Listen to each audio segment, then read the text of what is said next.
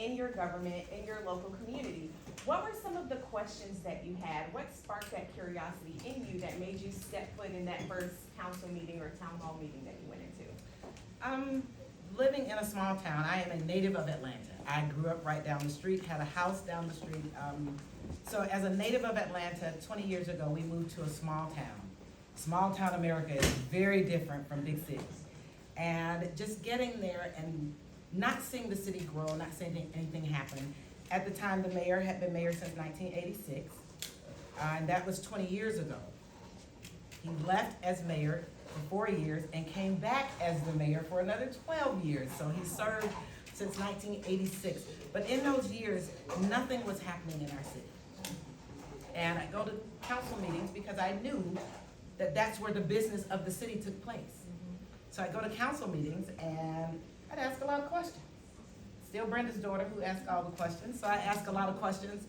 And the mayor had a hard time answering the questions I was asking. And in one particular meeting one evening, I probably asked 3 mini questions that night, and he was very upset, and he says, "Ms. Smith, do you hold a public office?" And I remember saying, "Not yet," not realizing I was planting a seed that came to fruition 12 years later. This was many years ago. I've never had an idea that I would be in a political space, but I started my spiritual journey where I was intentional about my spiritual journey, probably about 14, 16 years ago. Cut my hair off, just doing all the things I thought I was supposed to do. But what I was doing was tapping into an inner standing, not an understanding. I understood a lot of things, but I wasn't in tune with my inner standing. And when I became in tune with it, there's a little voice I talk about in my head, and it tells me what to do. And for years, I balked at the voice, I disobeyed the voice, I did a lot of different things. But the day that I learned that I listen to the voice and I do what the voice says to do without question, life became a lot smoother and a lot easier. So when the voice said, "It's time," that time I questioned it. But I knew that it was a part of what I was supposed to do, and it has led me here, just following the understanding that I move by, that when things come to my purview, things I can handle, the things I can change, it's time to move, and the things I could change, we're changing. I love that. I love about your story how you just were looking around in the community that you lived in and saw that there was no effective change happening, and that's what provoked you to get involved. You didn't even know you were signing up to get into politics. Did not. So the topic of our chat is sustainability through industrial hemp today. Can you explain why you believe industrial hemp is a crucial component of sustainability in the state of Georgia? So, probably about 20 years ago, I've been in organized labor. I come from unions. That's where I spent the bulk of my career. And my first job in the union was with the Plasterers and Cement Masons Union. I left that union and went to what's called the building trades, which is 13 unions that it takes to build a building. So, and my grandfather owned 2 construction companies, so I was very familiar with the industry. But one day sitting in my office, and I found the article about 8 years ago, and now I've since lost it again, but I found an article that talked about hemp, and it was written in Popular Mechanics magazine in 1931 that referred to hemp as the billion-dollar crop. In 1931, they were calling hemp the billion-dollar crop. Their brains couldn't even conceive $1 billion in 1931, but they knew then that it was worth something because they knew it was a full cash crop. It could be used for everything. They talked about all the uses, and I remembered that article years later when I started hearing things, and then I met Coach, and Coach helped me to reactivate, because I heard somebody say activate, to reactivate. We all know things. There's the inner knowing that we have because of the subconscious that we've been gifted with. We know things. If you've seen it, everything in this room, you know it. You've seen it. The spotted lint on the floor, something in somebody's hair, you've seen everything. And we often don't remember the things that we've seen because we're distracted by all the other things that are happening in life. But when that reactivation took place, when I met him, because my girlfriend just said, "Hey, I'm having an event at my farm," Would you like to come? It's just what's about hemp and cannabis. I don't know if you want to come. I was like, of course I want to come. Because I was just new in the political space. And it is not often, now, don't get me wrong, people are using medicine in their closets, in their bedrooms, in their back rooms, in their homes, on their back decks when nobody's watching. But they won't advocate for it and talk about it in public. So here I am, an elected official, just getting my feet wet, and I'm out here standing with a bunch of people with cannabis plants, and my picture's being taken, and I'm sitting here wondering, okay, do I want people to see this? Do I tell them not to post it? What do I do? And I just opted to do nothing and allow what would happen to happen. But it has put me in some rooms, in some places, and in some faces that I never would have been in had I not honored the understanding that said, you're supposed to be here, do what you're supposed to do. So it's just honoring that part of us that understands what this is. I listened to what you all said. I heard it. It resonated with me in my spirit. So there are times that I feel like, okay, maybe I shouldn't. Maybe these people shouldn't know. But if I talk about it, even to the point where I help to destigmatize it, because I tell people, stop calling it weed. Yes, it's a weed, but nobody will ever take you seriously if you keep calling it weed and you're trying to do business. You have to refer to it as cannabis. So when I talk to you, oh, you're talking about cannabis? And then they look at me kind of awkward, because then I feel like I'm the fish out of water. No, I want to educate you so that, again, people will take you serious when you're talking about what you want to do. So again, when I met Coach and we had the first hemp fest that I attended and got to put my hands on some hempcrete, you know, that was a moment. Yeah. It was a connection, because we're all, you know, it doesn't matter what you believe. If you believe that you were created from dirt, and that's often how I get people to, you believe you were created from dirt. What grows in dirt? Plants. What's best gonna heal you? A plant. Yeah. So how do you have that conversation with someone and you're still here talking about weed?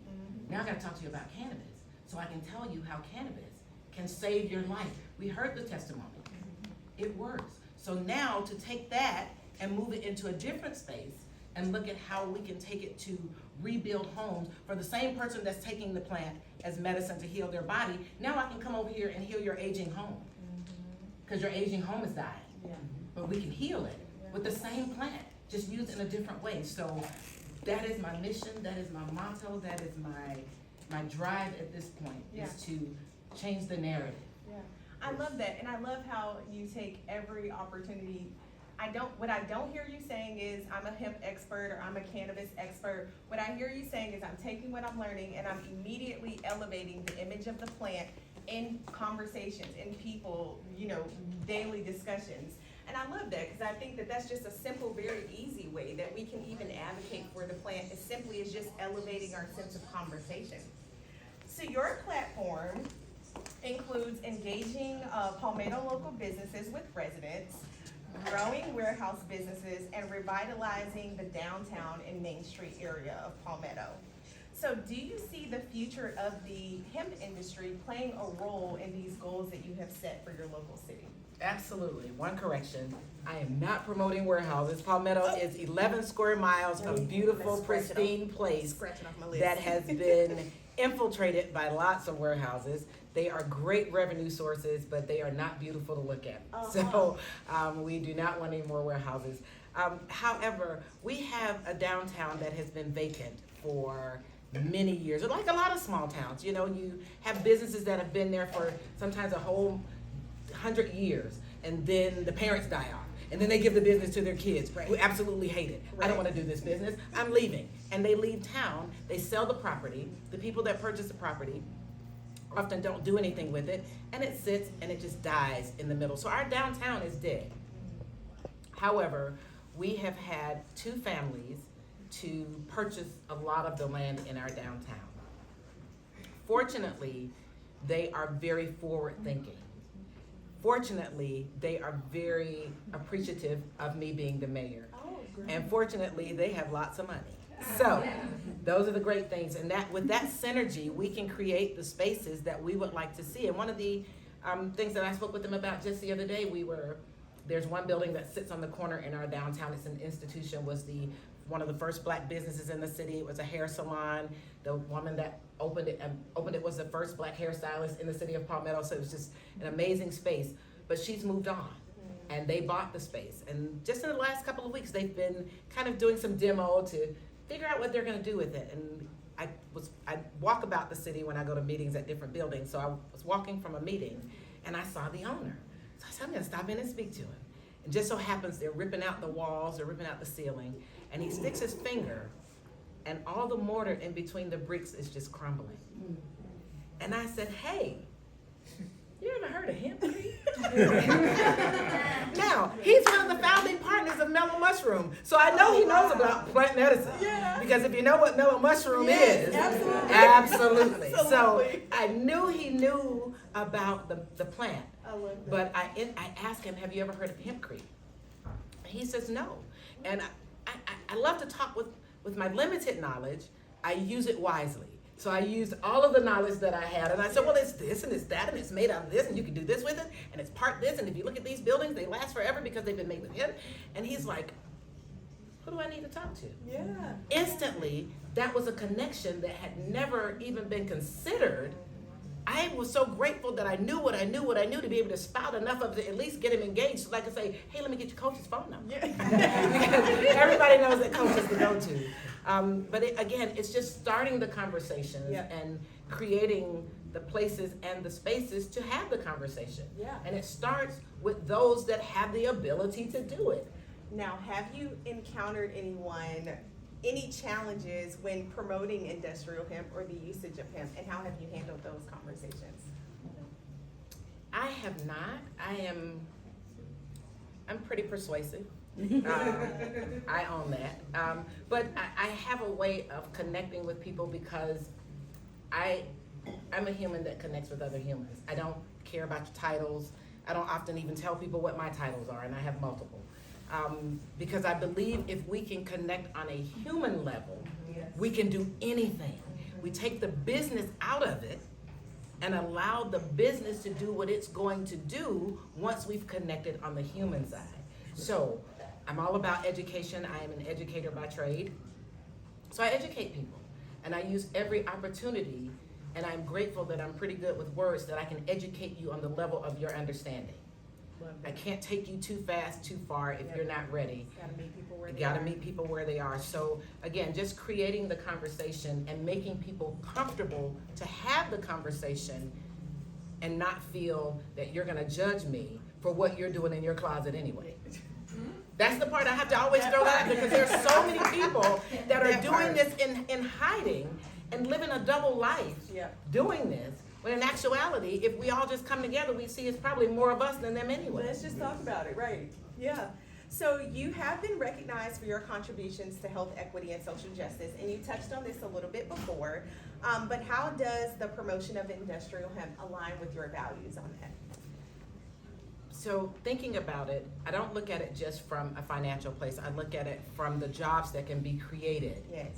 Because every part of the plant can be used. That means we need somebody that can do something with every part of the plant. Yes. So if we're going to need those, why aren't we, the community, creating the trainings that the people need to be in those spaces? Because what I have found is in the Black and brown community, while by the time we get into the game, we think that we're doing something. All we're eating is crumbs. Yes. We think that they invited us to the table, and they never did. They gave us some crumbs. We felt like we were full off the crumbs. We're doing good. No.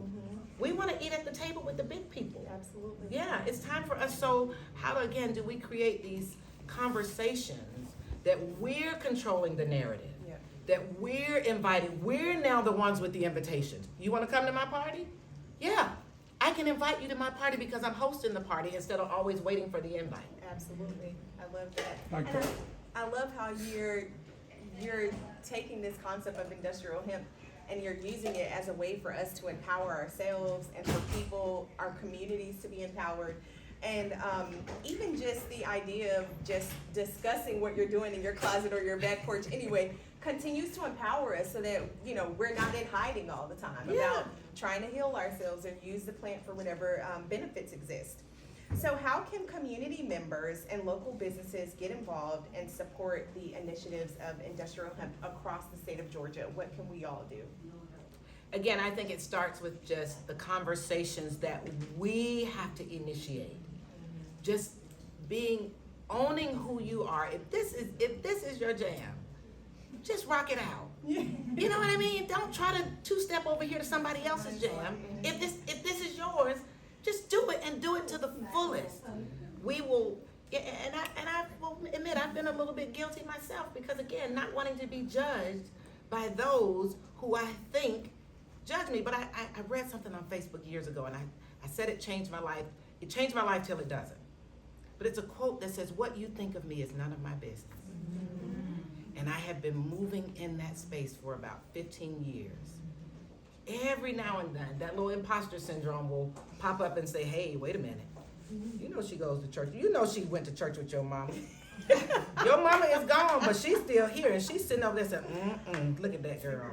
And then I got to turn that voice off and say, okay, but I'm doing the work to help you when your knees hurt, when your back is hurt.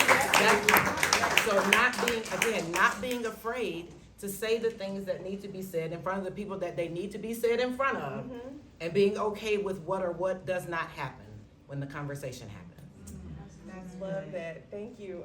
So finally, what message would you like to leave with our audience, with the state of Georgia, about the potential and promise of industrial hemp and how it can benefit our state? I mean, of course, the city of Palmetto. Yes.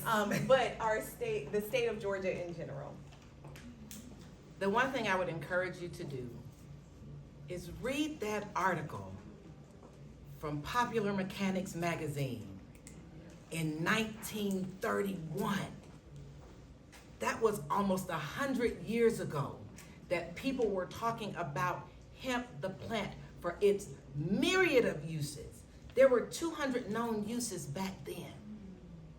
And we're still not taking advantage of everything that this plant can do for us. Do the work. We've got doctors in the room who said, I am no longer in the game for pushing pills and pushing this agenda because I heard somebody say the doctor should be mandated. From what I understand, and I want somebody to keep me honest, more than 100 or so years ago, all medicines were taught, all modalities were taught in medical school. You could learn Ayurvedic medicine, you could learn plant medicine. However, when the chemical industry, I will not call the name, but when the chemical industry started putting people on boards, first they started giving you money. First, I'm just gonna give you some money so you can go do this thing. Then they said, well, after a few years, I got to put somebody on the board because we got to make sure our money is being spent the way we think our money should be spent. Just to make sure. We're not coming to change anything till we are. And they did. And now we're seeing what that looks like when we have populations, generations dying from chemical poisoning that's supposed to save you. Yes. So when we have the doctors in the room who says, I'm a biologist, but this is what I want to dedicate my life to, that's what we need. So when you spoke and the tears welled up in my eyes, you were speaking to my soul. And that's what we have to do more of, is speaking to people's souls. I'm not going to speak to your pocketbook. I can. I'm not going to speak to your ego. I can do that really good. I want to speak to your soul because that's the part of you cannot really lie about.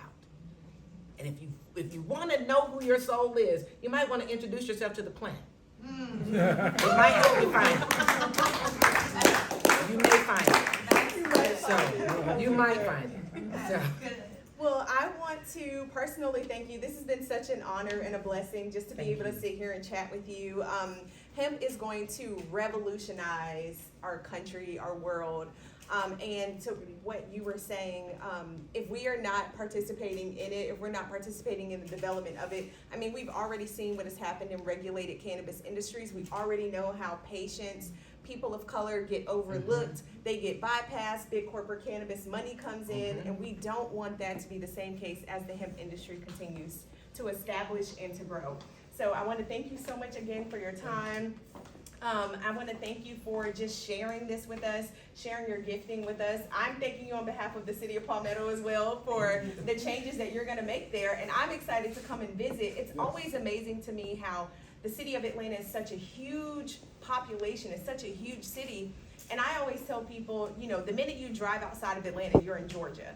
So I'm excited to see how these small cities all around Atlanta, you know, making these huge changes by bringing in women, bringing in people of color to be mayors of cities. And I just want to thank you so much for your work. So, round of applause. Well, I will tell you, if anybody in here from Atlanta, besides my husband, you might be too young. Remember when Atlanta was a small town? Oh, yeah. I was about to, Atlanta was a small town. If you're from here, it's still a small town. There were like, no, it was, It- yeah. it- 285 when it started, well, it Yep. was 2 lanes, 4 lanes. The exit that I live off of was actually the end of Interstate 75. Wow. It ended in Palmetto, Georgia. So again, we were We small never town went to here as a metropolitan area. Better watch out for Palmetto. We're coming.